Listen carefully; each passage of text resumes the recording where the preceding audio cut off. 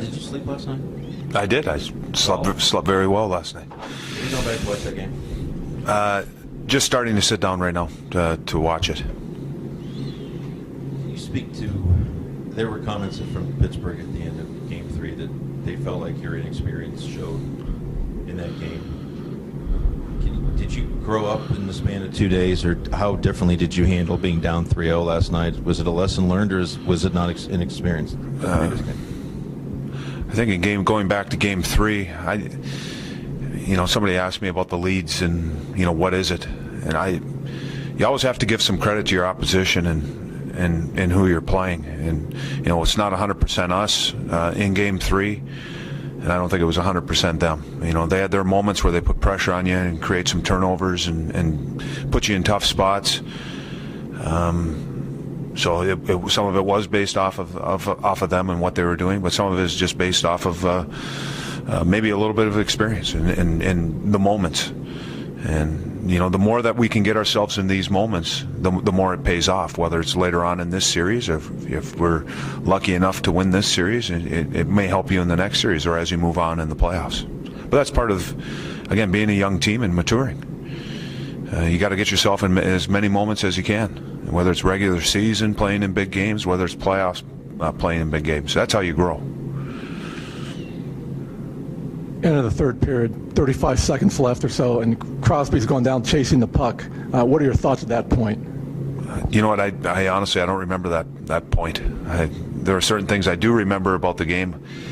I don't recall Crosby chasing the puck down. Obviously, he did. I'll take your word for that. But I think there are other things that happened probably afterwards that I remember a little bit more than Crosby chasing the puck down the ice. Todd, do you think you'll have Tootin or Murray at all the remainder of the series? No, we're hoping that Tootin and Murray will be back in the series, and don't know if it'll be Saturday, but next game is Monday, so we're hoping to get them back. Yes.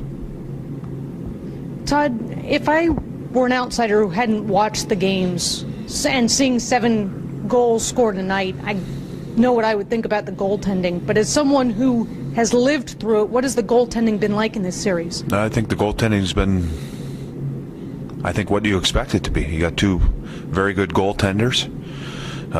It's not that they're perfect, either one, but they're no different than any other player out on the ice. They're going to make mistakes, and unfortunately, when goaltenders make mistakes, it's right there in front of you, because usually the puck is going in the net. And the goaltenders are usually the ones that are bailing out a lot of the players out of their mistakes, and maybe those mistakes aren't as front and center. And you're able to forget those because the goalie makes a save. But when the goalie makes a mistake, it ends up in the net. But I think you go back and you look at the games and how the goaltenders have played. I think it's been a good battle between those two. Todd, you had twice as many shots on goal last night as you did in Game 3.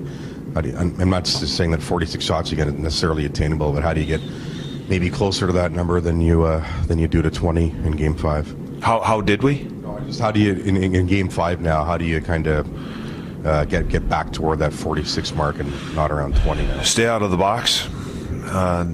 First and foremost, penalties, and I'm sure they're probably saying the same thing today.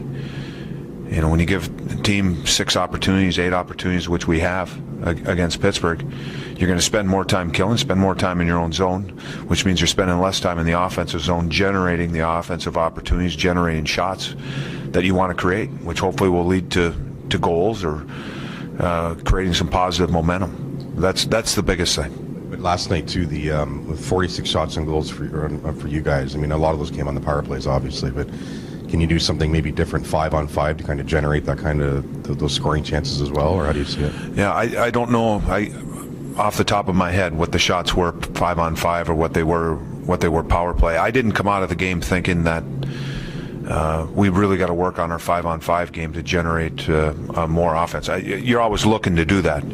They defend well. They do a lot of good things in the neutral zone to deny you rush opportunities. And it turns into that grind game, which we like. But I think we're always searching for more. We can go to the front of the net more, create more of those scrums. I think our defensemen can still. I think we're better, but I still think we can be better at getting pucks to the net from the back end. But I don't come out of the game thinking, we gotta worry about this, worry about that offensively. Todd, your guys have learned now how to win a playoff game on the road, how to win one at home. Is the next lesson they have to learn how to deal with success? Dealing with this. I think our group has been really focused on the next game. I believe we've been able to put, I think early on in the year, and I'm talking regular season, I think that was something we needed to learn and understand how to deal with success. I think our group has been very good about, and it's something that we've talked about being able to put games behind us, good or bad. So, there's an obvious high coming out of last night's game, a good feeling coming out of last night's game. And I think our players will enjoy it today, and they should. But when we come in tomorrow, it's about putting it behind us and getting ready for the next game. There's, things that when you have success, you want to build upon, and that's what we want to learn and go from there. But our guys have done a good job with that. There's been tremendous momentum shifts, not just between periods, but between minutes inside periods, let alone between games. Does momentum favor either team at this point? It's 2-2, and you won the last game, but does anybody have an upper hand in that regard? I don't think so. The way that this season has gone, the series has gone, is, one team wins, the other team responds. One team wins, the other team responds. There's the response that you're looking for after a win or after a defeat. There's responses in games that changes the momentum of the game. Particular plays, power plays. We got a lot of our momentum last night off of our power play. We scored 2 big goals. If Boone doesn't score there in the first, who knows what the outcome is? And what that did is it gave. Our fans were great. I said it last night. They were great. And when you go back and again, things that you do remember. About the game, I do remember being down 3-0 and our fans staying into the game. And then we scored the goal, and again, you could feel the life start to build from there, and that gave us life. So it was a big power play there. And then the second period, again, scoring a big power play goal, and that gave our fans hope, and I think that gave us hope. But that was a big momentum swing in the game. Todd, for those of us that have been here from the beginning, we know what we have in Columbus, but now, to the casual fan, and a lot of people are seeing the Columbus Blue Jackets take on the mighty Pittsburgh Penguins. The national perception of the Penguins and getting the Jackets getting some great publicity. You're high up in the Sports Center shows now. Nick was #1 on the top 10 plays. What does that mean to get the word out about the Blue Jackets? And this isn't just a bottom seller team that people think about. The national perception of the Jackets. It's something that has to be worked at. It doesn't happen overnight. I don't think it can happen overnight. The natural growth of anything, to me, is a process. And you had to start somewhere. I think this organization has started somewhere, and it's growing, it's building. I'll tell you what, this arena, this building, we were just talking about this morning as coaches. Craig Hartsburg was talking about, he played in the old Chicago Stadium, and how great that building was to play and how loud it could get. And it's been a while for Craig, but he comes in here last night and he talks about how this building was, and that's all, to me, part of it, and that's what makes it great. Is again, the struggles are what makes you're able to enjoy the success more, having gone through the struggles. And I know there's been struggles here. The fans have been great because they've stuck through it. There's been players here that have been through it. There's been people in management and staff that have been through it, and that's what makes this process great. And it is nice now that again, through the success, that's the only way you're going to get some credibility, and you're going to start getting some acknowledgement but you have to win, and you have to do it the right way. You coached in San Jose, which is one of the loudest buildings in the league. Was this as loud as you've heard a building? Yes. It's even louder? San Jose was loud, and I think this building was louder. And again, for me, it was one of those moments again. I think it might have been a timeout where I was scanning the crowd again. Just, again, seeing the excitement in the stands by our fans. And probably nervous and, anticipation, all of those adjectives. You could see it all. Have you ever instructed your goalie, or would you instruct your goalie when you've got the lead in the last minute to never leave the crease to play? I've never said that to a goalie. It does come down to game management and understanding. But again, you can learn a lot by watching situations. Todd, there were a couple former Jackets shown on the video board last night. I just wonder if any of them have stopped in, popped their head in, and reflected on what your success has meant to them. No, none of them have.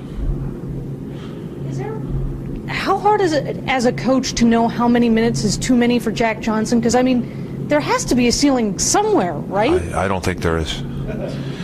I think Jack's ceiling is outside somewhere. It is impressive. And there was a shift in the second period. They had the power play, and I think we spent pretty much the whole 2 minutes in our own zone. Maybe it wasn't quite 2 minutes, but we had a chance for a rush to go the other way. And he shot out of the defensive zone like he had just gotten out onto the ice. So it is impressive, the minutes that he's able to log. His shift length, if he does get caught out, he still seems to have energy. And he's playing tough minutes. They aren't easy. He's playing against great players, top-end players, world-class players, and then he's able to do it over and over again. With Tootin out, Savard moved up into that spot next to Johnson. Can you just speak to the way that he's handled some heavy lifting here the last couple of games? I've been impressed with, really, David. He's deceptively strong and powerful.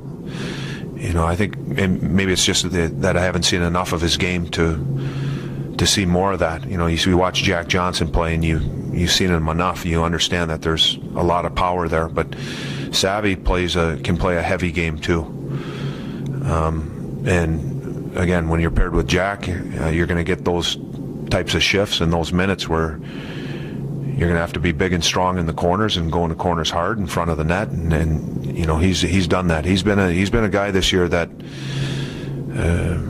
success-wise for our team. A guy that at the start of training camp you're wondering if he's going to be on the team or not, has stepped in and really proven this year. And he still has a long ways to go in his career. And he's probably going to have to, again, prove it again next year, just being a young guy. But he's proved this year that he can be a really good NHL player. Thanks.